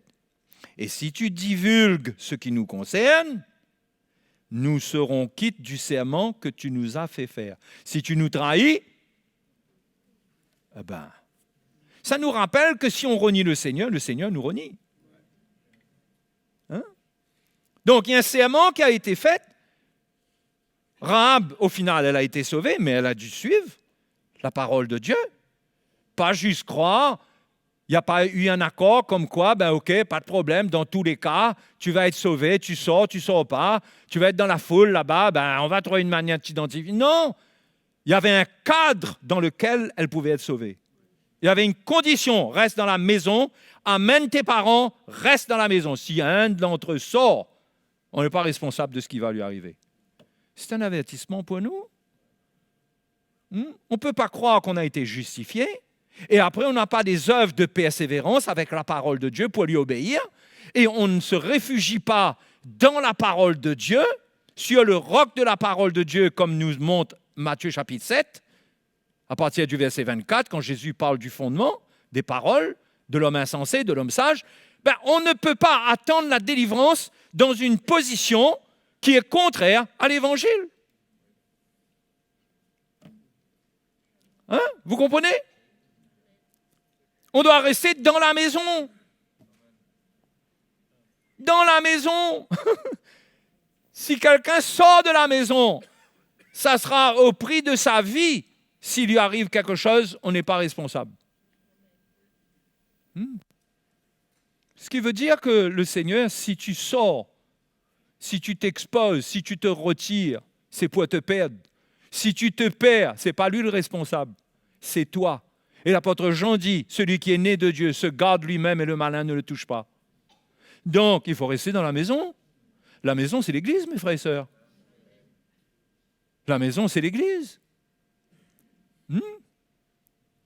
Et la maison, c'est l'image du cadre dans lequel Dieu prend soin de nous. On est là, on persévère. C'est pourquoi l'Épître aux Hébreux dit, n'abandonnez pas votre assemblée, comme c'est la coutume de quelques-uns. Dans Hébreux chapitre 10, avant les passages que je vous ai lus, ça dit ça. N'abandonnez pas votre assemblée. Ça veut dire là où Dieu vous a mis, et vous reconnaissez là vos frères et vos sœurs, ne les abandonnez pas, n'abandonnez pas. Soyez là et donnez votre vie. Produisez une herbe utile.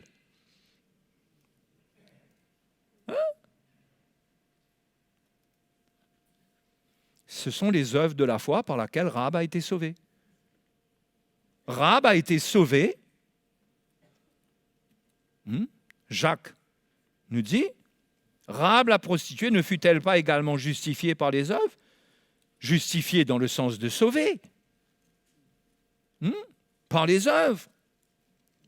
Parce qu'il a fallu que, pas seulement qu'elle croie, oui, elle a fait une grande déclaration, ouais, moi je sais que l'Éternel va détruire cette ville, tous les habitants tremblent, etc., etc. Ouais, on va un causement, on va un grand langage. Je crois ça, moi. Mais sauvez-moi. Mais les espions vont lui dire, ah oui, mais si tu veux être sauvé, fais ce qu'on te dit. Fais ce qu'on te dit, parce qu'on n'est pas responsable si tu ne fais pas ce qu'on te dit. Et c'est pareil. Il faut la révélation de la parole de Dieu pour arriver jusqu'à la fin. Parce que la fin va être de plus en plus compliquée. Va être compliquée. Il faudra être affermi par la foi. Et donc, là encore, Jacques ponctue son discours par ces mots. Il dit « Comme le corps sans esprit est mort, de même la foi sans les œuvres est morte. » Ce qui veut dire quoi, mes frères et mes sœurs? Faites attention, faisons attention, vous et moi, nous tous ensemble, que notre foi meure. Que notre foi meurt. Elle meurt intoxiquée par les fausses doctrines. Elle meurt suffocante, sous la suffocation, parce qu'elle ne s'oxygène pas de la vérité. Elle ne nous amène pas à prier, à chercher Dieu. Et dans le contexte de ce que l'Épître aux Hébreux dit, elle ne nous amène pas à produire des œuvres. Eh bien, attention d'avoir ce langage qui dit « moi je ne suis pas sous la loi, moi je fais quand je veux ». Mais ça, c'est la liberté utilisée par la chair. C'est de faire de la liberté un prétexte de vivre selon la chair. Ce n'est pas une histoire de loi, ça. C'est que tu utilises la liberté, justement, et tu dis « moi, on ne me met pas sous la loi, moi, je ne suis pas sous la loi ». Mais la parole de Dieu ne nous enseigne pas qu'un chrétien doit vivre avec ce genre de langage. Mais la Bible nous dit « prends ta croix, donne ta vie ». Il y a un effort à faire. Cet effort, ce n'est pas de la loi, c'est une lumière que tu as, que Jésus, il a donné sa vie pour toi, il t'appelle à faire pareil. Et en faisant la même chose, tu seras affermi, tu seras rempli d'espérance, tu auras un zèle qui va remplir ton cœur d'espérance, tu vas être bien, et Dieu va te garder, Dieu a des promesses pour toi, comme c'était écrit dans Hébreux chapitre 6, Dieu a des promesses pour toi. Il a des choses meilleures et favorables au salut. Mais si tu es un terrain qui produit des épines et des chardons, ben attention. Attention, si tu ne produis pas, si au lieu de participer à la bénédiction, tu participes au problème. Mes frères et mes sœurs, vous ne verrez jamais des frères et des sœurs qui participent sincèrement que dans leur cœur. On ne peut pas juger de cela de toute façon, parce que très souvent, l'homme peut prendre des apparences aussi de piété, on peut donner l'impression qu'on fait beaucoup de choses et tout, mais Dieu connaît le cœur. Mais vous voyez, quelqu'un qui a un cœur pur et qui sait à Dieu là, il va être préservé par le Seigneur, lui. Il aura la grâce de Dieu avec lui. Il aura la grâce de Dieu. Donc, frères et sœurs, prenons garde d'avoir une foi qui est morte, et quand votre foi meurt, c'est comme si que votre corps arrête de respirer. Vous êtes mort. Il faut faire attention d'être un chrétien qui n'est pas encore enterré, mais qui est mort. Parce qu'il y a un moment entre le moment où on meurt et le moment où on est enterré. Vous comprenez? Excusez-moi pour l'image. Vous pouvez être mort. Vous êtes mort. Votre foi est morte, vous ne respirez plus, parce que la foi sans les œuvres, c'est comme un corps sans esprit. C'est mort, ça ne produit rien. Il faut faire attention d'arriver dans un état où on est complètement mort. Dans notre foi, ça commence avec la foi. Vous savez, très souvent, qu'est-ce qu'un médecin fait pour voir si quelqu'un est mort? Il prend le pouls, non? Très souvent. Enfin, je suppose, non? En général. Bon, allons dire que mon truc là, ça date de 40 ans passés. Mais pour le pouls, là, tout de suite, on sait, il n'y a plus de pouls. D'accord? Eh bien, le pouls de votre vie, c'est votre foi. Quand il n'y a plus de foi, il est mort. Là, la chose qui doit se passer là, c'est qu'il ressuscite. Mais dans sa mort là, il sait, lui, qu'il est mort. Il doit savoir qu'il est mort. Spirituellement, vous savez, la subtilité, c'est qu'on ne sait pas. On a l'impression qu'on est vivant. Mais la Bible dit, tu passes pour être vivant, mais tu es mort. Il faut une résurrection. Donc l'évangile vient, l'évangile parle pour tirer le chrétien de sa mort. C'est pourquoi l'Épître aux Romains nous dit, réveille-toi d'entre les morts, relève-toi d'entre les morts, et Christ t'éclairera, relève-toi d'entre les morts. Ça veut dire qu'un chrétien peut vivre dans la mort.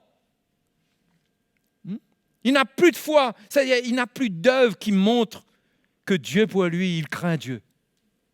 Il craint Dieu, il se sépare du mal. Quand tu ne te sépares plus du mal, tu vis avec les ténèbres, tu vis dans les choses qui ne sont pas bonnes, ça veut dire que tu n'as plus de communion avec Dieu, ça veut dire que ta foi est morte.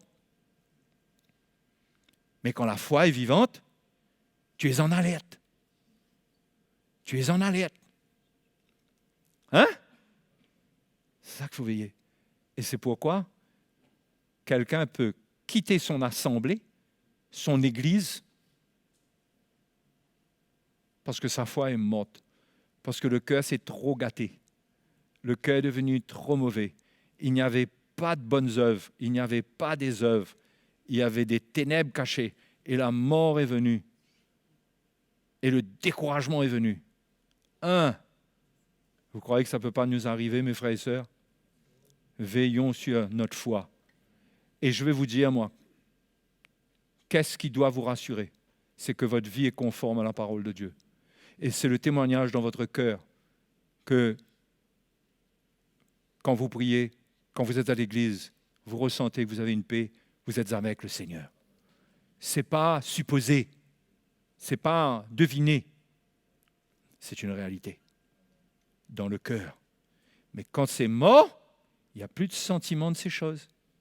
Ben là, il faut ressentir sa misère, se dire, je suis mort, Seigneur, j'ai besoin d'être ressuscité. Et là, qu'est-ce qu'on va faire? On va aller prier, on va aller jeûner, on va mettre sa vie devant le Seigneur, on va aller pleurer devant le Seigneur, et on va dire, je suis mort, Seigneur, sauve-moi. Et qu'est-ce que Jésus va faire? Il va dire, non, trop tard, tu es mort? Non. Si tu es vrai, tu es sincère, le Seigneur te ramène à la vie. Alléluia. Parce que Dieu ne t'a pas appelé pour te perdre. Et même que tu es mort, Dieu est le Dieu qui ressuscite les morts. Mais attention que tu restes dans la mort, dans la mort, dans la mort, dans la mort, et que finalement, par la mort, on finit par t'enterrer finalement. Tu es fini même. Je ne parle pas physiquement là. Et tu rentres dans un truc qui te perd totalement. Non. Si tu es mort, relève-toi d'entre les morts. Hein? Relève-toi. Sois sincère, sois vrai. Ne te condamne pas. Parce que peut-être tu es tombé dans un piège, tu n'as pas compris, je ne sais pas moi. Ce n'est pas te condamner. Parce que le Seigneur, il ne te condamne pas. Ce n'est pas parce que tu es mort que le Seigneur te condamne. Mais le Seigneur te parle comme il a parlé à Lazare parce qu'il était dans le tombeau et Lazare est sorti. C'est Lazare qui est sorti et le mort sorti. Dieu parle, enlève la pierre roulée. Dieu parle au mort. Sors! Lazare, sors! Lazare obéit. Quand il sort, il a encore plein de trucs autour de lui. Et on a enlevé tout ça. Et Lazare recommençait à vivre, à servir le Seigneur. Ne joue pas au vivant quand tu es mort. C'est ça que je veux dire.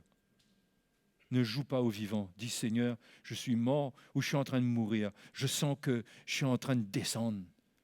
Je suis en train de descendre. Et le Seigneur te relèvera. Parce que le Seigneur est fidèle. Le Seigneur ne rejette personne.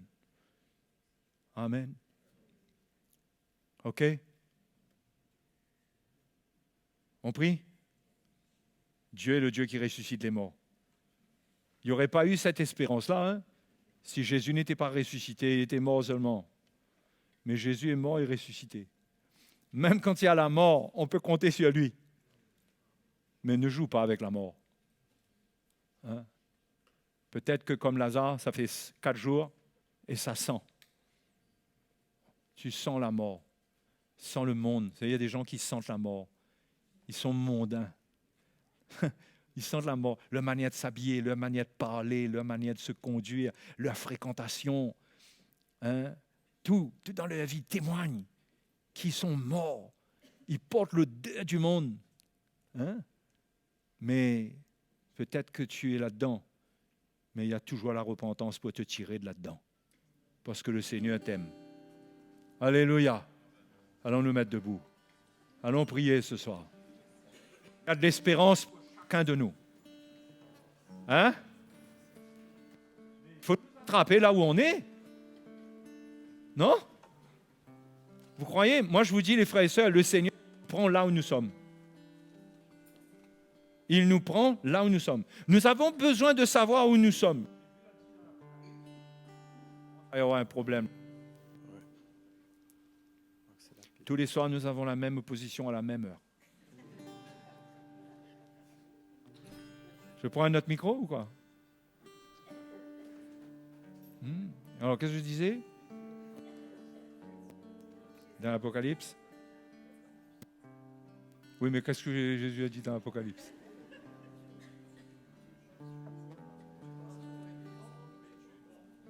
Vous êtes sûr que c'est ça que j'ai dit? Tu es sûr? Jésus a dit dans l'Apocalypse, souviens-toi d'où tu es tombé.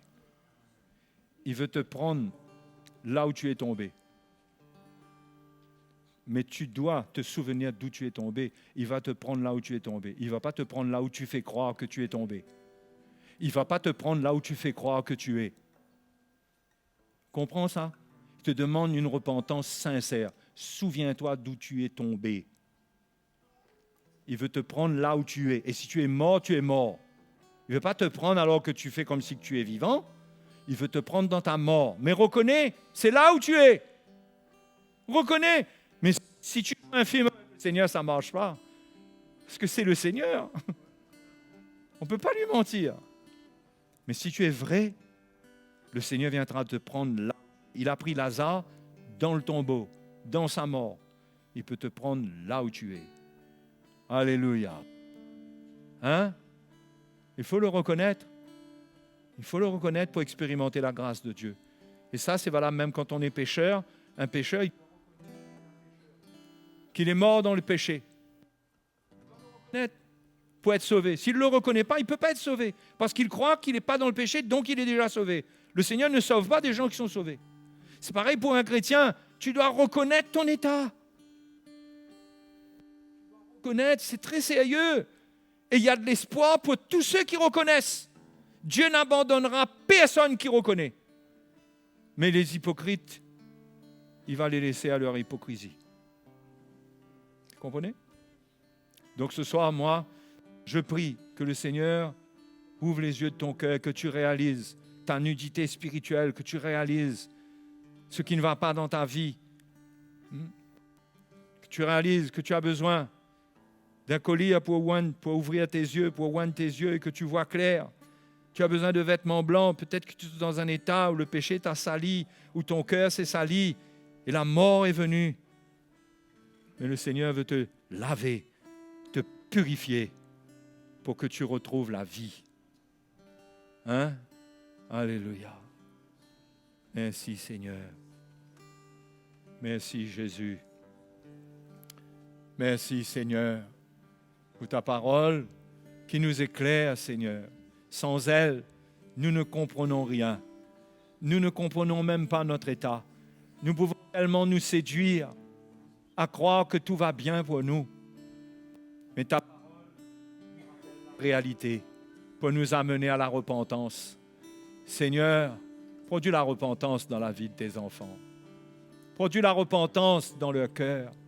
Ceux qui en ont besoin, ceux qui sont en train de mourir, ta parole nous demande de les affermir pour qu'ils ne meurent pas, qu'ils réagissent, Seigneur, dans la foi, qu'ils se relèvent d'entre les morts, qu'ils soient éclairés par toi pour retrouver la vie.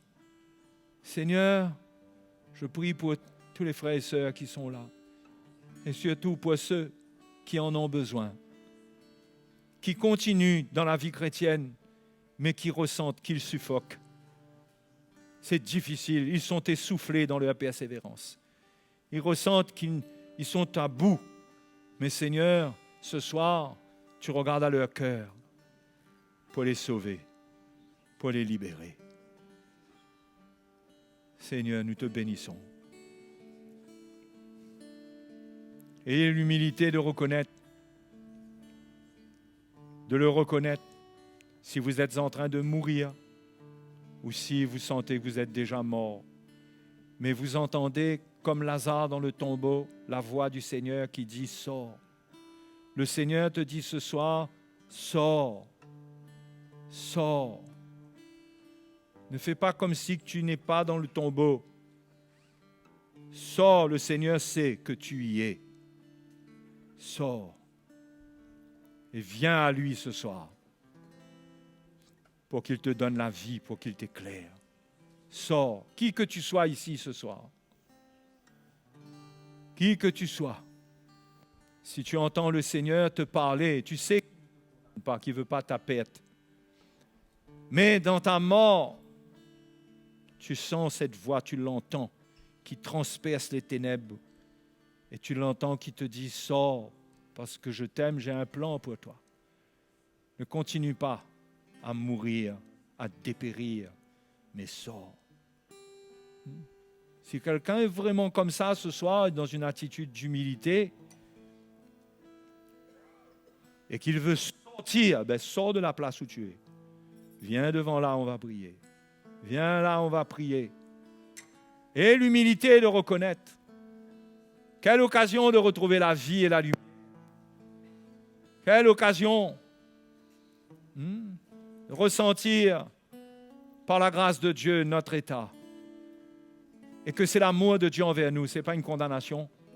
C'est l'amour de Dieu. Si nous entendons, comme Lazare, il n'était pas condamné, ce n'était pas fini pour lui. Il a entendu, il est sorti. Il est sorti et le Seigneur lui a donné la vie. Alléluia.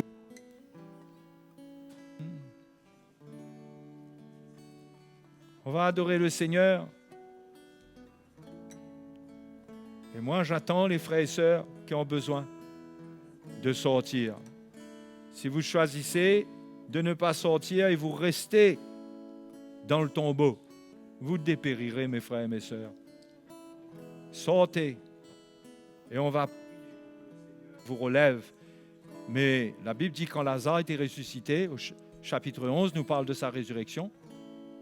Chapitre 12 nous dit que Lazare, il servait le Seigneur.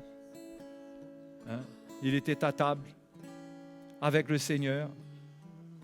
C'est pas sortir pour, c'est sortir pour servir le Seigneur. Et voilà ma vie maintenant, Seigneur. Au moins que la mort trace une ligne claire entre maintenant, entre avant et maintenant. Avant, voilà, c'était quoi ma vie? Maintenant, je reviens à la vie. Et c'est une... Alléluia. Alléluia. Parle à mon cœur, Seigneur. Parle à mon cœur. Tu es le seul qui peut parler à mon cœur. Tu as donné ta vie et je t'appartiens. Jésus, parle à mon cœur. Oui, parle à mon cœur. Attendris mon cœur. Attendris mon cœur, Seigneur. Attendris mon cœur. Tu es le seul qui peut attendrir mon cœur. Tu as donné ta vie et je t'appartiens. Jésus, attendris mon cœur. Oui, attendris mon cœur. Saisis mon cœur, saisis mon cœur, Seigneur, saisis mon cœur. Tu es le seul qui peut saisir mon cœur. Tu as donné ta vie et je t'appartiens. Jésus, saisis mon cœur. Oh oui, saisis mon cœur. Tu as donné ta vie. Tu as donné ta vie et je t'appartiens. Jésus, saisis mon cœur. Oui, saisis mon cœur. Alléluia. Merci Seigneur. Merci Seigneur pour tous nos biens. Ils se tiennent devant toi. Ils entendent ta voix. Cette voix qui est la tienne crée l'espérance dans leur cœur et ne sont pas abandonnés dans l'ombre de la mort.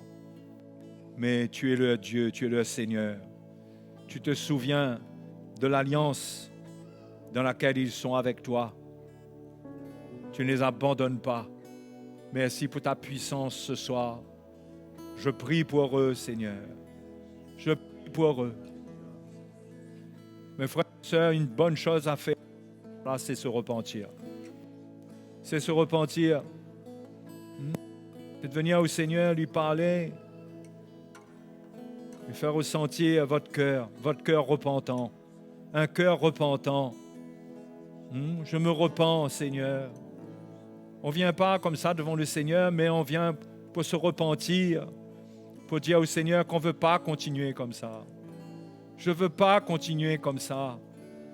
Pardonne-moi, Seigneur, pour les choses qui m'ont amené dans cet état. Vous devez le savoir, vous devez savoir. Qu'est-ce qui vous a fait tomber? Qu'est-ce qui a... Vous ne le savez pas et que vous reconnaissez votre état, c'est déjà bon. Parlez au Seigneur avec un cœur brisé. Seigneur, merci. Merci pour ces frères et sœurs. Merci. Entends leur prière. Entends leur cœur. Touche-les, Seigneur. Révèle-toi leur vie. Ils entendent ta voix et ta parole. Ta parole donne vie à chacun d'eux, à chacune d'elles. Ta parole donne la vie. Seigneur, tu vois leur repentance, leur désir de même. C'est toi qui changes leur vie. C'est toi qui les fortifies pour qu'ils persévèrent. Seigneur, tu les tires de là où ils sont afin qu'ils te servent, afin qu'ils saisissent le zèle de ta maison que tu as toi-même et qu'ils puissent te servir. Je prie pour eux, je prie pour tous les frères et sœurs par devant, Seigneur, ici, que tu les visites, que tu les dans l'esprit, que tu les réveilles dans leur cœur, que tu ramènes la lumière dans leur cœur, la vie dans leur cœur. Oh Seigneur, que les expériences qui ont été leurs expériences jusqu'à maintenant, qu'elles appartiennent au passé et que maintenant, ces frères et sœurs soient vivifiés dans leur esprit, que la lumière vienne jusqu'à eux, que leur esprit soit éclairé, illuminé, que ton amour touche leur cœur, qu'ils retrouvent la paix en toi, une paix véritable. Merci Seigneur, merci de trouver leur cœur et de toucher leur vie ce soir. Enlève les troubles de la conscience, enlève tout esprit de condamnation, qu'ils soient purifiés, lavés de toute condamnation, de tout sentiment de condamnation, qu'ils deviennent...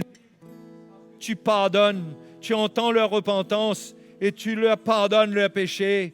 Oui Seigneur, merci pour ta bonté envers chacun d'eux. Merci Seigneur, merci Seigneur. Oh, alléluia, merci Seigneur. Soyez bénis ce soir, soyez bénis ce soir. Alléluia, retrouvez la paix avec le Seigneur. Devenez bien dans le Seigneur. Alléluia, merci Seigneur. Remerciez-le comme au premier temps. Remerciez-le, remerciez-le. Oh, il est vivant, il vous visite. Il vous visite ce soir. Vous relevez. Son nom est glorieux. Son nom est Jésus. C'est un nom fidèle. Alléluia. Le nom d'un sauveur fidèle. Alléluia, qui a dit, je ne mettrai pas dehors celui qui vient à moi. Le Seigneur ne veut surtout pas mettre ses enfants dehors. Quand ils partent, c'est eux qu'ils partent. C'est eux qui abandonnent. Mais le Seigneur n'abandonne pas ses enfants. Mais quand ils reviennent et frappent à la porte, Jésus les accueille. Jésus vous accueille. Alléluia, relevez-vous. Ne regardez pas en arrière. Relevez-vous. Soyez bénis, soyez pardonnés, soyez restaurés. Soyez remplis de l'Esprit. Alléluia. Merci Seigneur. Alléluia. Seigneur, touche le cœur ce soir, Seigneur. Touchez ce soir, Seigneur. Alléluia. Merci. Ma croix Merci, Jésus. et m'humilier, pardonner comme tu l'as fait. Chantons ensemble, Alléluia, célébrons notre Seigneur. Il est vivant, ressuscité, il revient bientôt nous chercher. Je veux, Jésus, te ressembler, parler comme toi.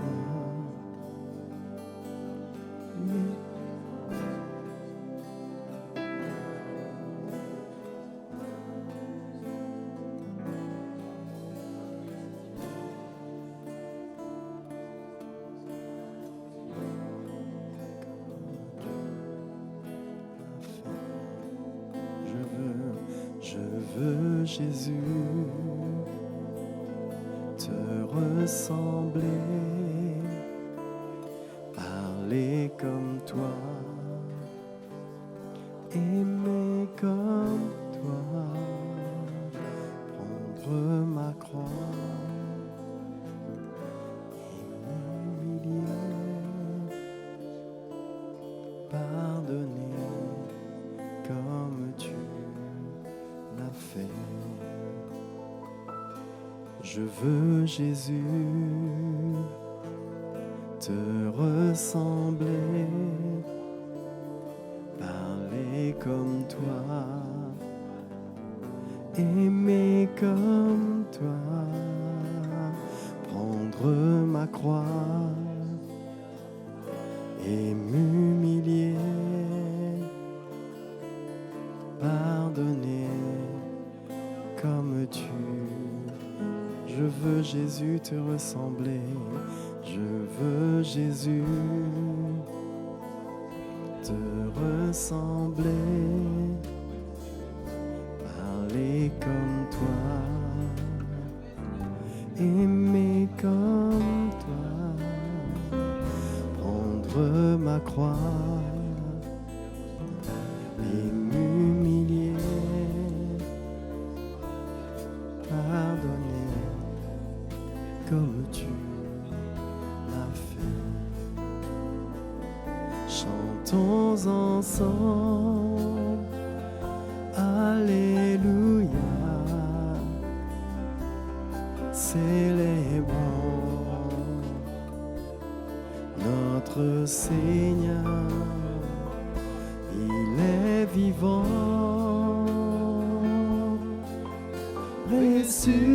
ressuscité, il revient bientôt nous chercher. Chantons ensemble, Alléluia, célébrons notre Seigneur, il est vivant, ressuscité, il revient bientôt nous chercher. Chantons ensemble, Alléluia, célébrons notre Seigneur, il est vivant, ressuscité, il revient bientôt nous chercher. Il est vivant, il est vivant, ressuscité, il revient bientôt nous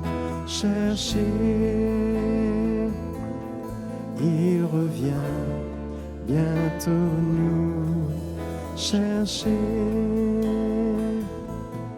Il revient bientôt nous chercher.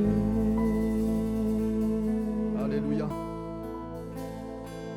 Mes frères et sœurs, Dieu est bon envers nous. Hein? Amen. Hein? Son amour a été manifesté encore ce soir au milieu de son peuple. Dieu veut que personne ne se perde. La Bible nous dit, si une brebis s'égare, il va laisser les 99 pour chercher la 100e qui s'est égarée. Ça, c'est l'amour de Dieu pour nous. Hein? Et ce soir encore, on peut voir comment la parole de Dieu est puissante pour interpeller nos cœurs, pour nous donner la vie. Et il faut se disposer pour cela, mes frères et sœurs, non? Soyons vrais avec Jésus. Comme le frère disait, ne passons pas pour être vivants si nous sommes morts, mais soyons vrais. Et dans cette petite épisode de Lazare, je parle pour tous ceux qui sont approchés.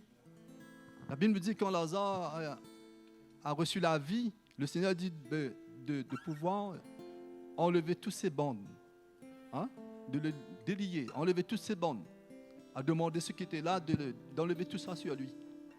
Et c'est bon, mes frères et sœurs, vous qui êtes approchés, vous avez reçu cette vie. Laissez votre vie dans la main de l'Église. Amen. Dans la main du Seigneur, mais au milieu de l'Église. Hein, c'est sûr qu'on s'est repenti. Mais laissez le Seigneur continuer à travers l'Église, à travers les uns les autres, hein, d'enlever le petit bandage qui est encore collé à notre peau. Amen. Et ça, c'est tout le jour qui se passe cela, non? Dans notre communion fraternelle, dans notre relation. Quelle grâce quand Dieu nous parle, hein, toujours pour nous donner la vie, pas pour nous condamner. Amen. Sur cela, on vous souhaite bonne soirée et n'oubliez pas, demain, culte régional ici dans ce lieu, vraiment soyez présents. Hein, il y a encore la suite, Dieu toujours fidèle. Amen. Bonne soirée, que Dieu vous bénisse et rentrez bien chez vous. Son nom est Jésus. Jésus, ce nom au-dessus de tout nom. Il a ouvert la porte des prisons, il a ouvert les cœurs brisés, il peut encore le faire aujourd'hui. Son nom est Jésus. Jésus, ce nom au-dessus